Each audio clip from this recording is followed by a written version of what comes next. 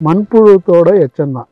நம்ம மண்புழு உரம்னு சொல்றோம் இல்லையா, அது வந்து இங்க காட்டுக்குள்ள இயற்கையாகவே வந்து மண்புழு இருக்குது, எர்த்வார்ம்ஸ்.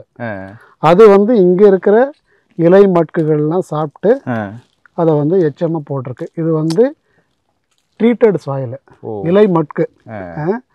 இப்போ இது வந்து நம்ம வந்து மண்புழு உரம் காசு கொடுத்து வாங்கி போடுறோம் இல்லையா, மண்புழு உரம் போட்டால் தான் தாவரங்கள் நல்லா வளரும்னு சொல்கிறாங்க இல்லையா, அதுதான் அந்த மண்புழு உரம். அது இயற்கையாகவே உற்பத்தி பண்ணி, ஆமாம், இயற்கையாகவே காடுகளில் மண்புழுக்கள் இதை உற்பத்தி பண்ணது.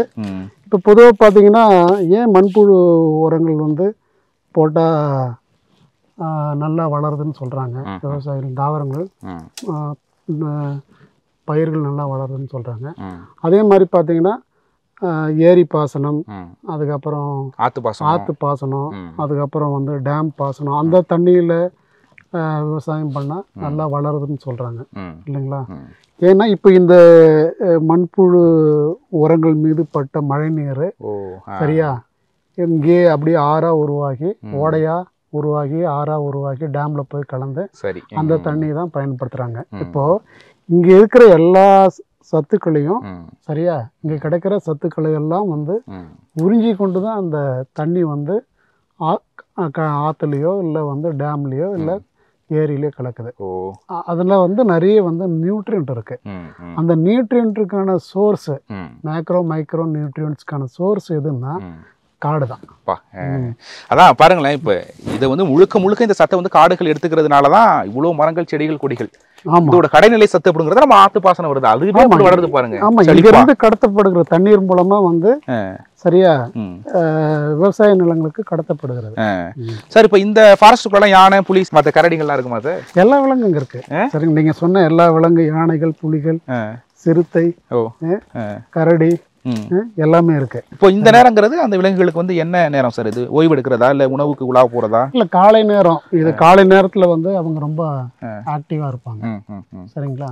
இந்த டைம். ஆமா, காலை நேரமும் மாலை நேரமும் அந்தி சாயும் நேரம்னு சொல்றாங்க இல்லையா, அந்த நேரங்கள் தான் வந்து வேட்டை விலங்குகள் வந்து ரொம்ப ஆக்டிவாக இருப்பாங்க.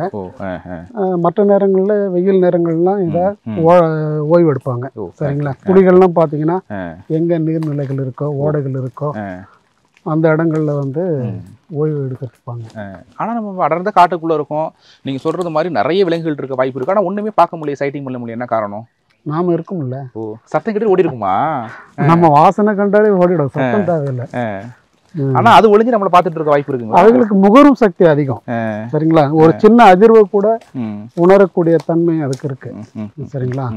அதனால நம்மளை வந்து அது இப்போ நேரடியாக பார்த்து தான் வந்து அது ஓடணும்ட்டு இல்லை, நம்மள இருப்பை வந்து பல்வேறு மூலமா அது உணர முடியும்.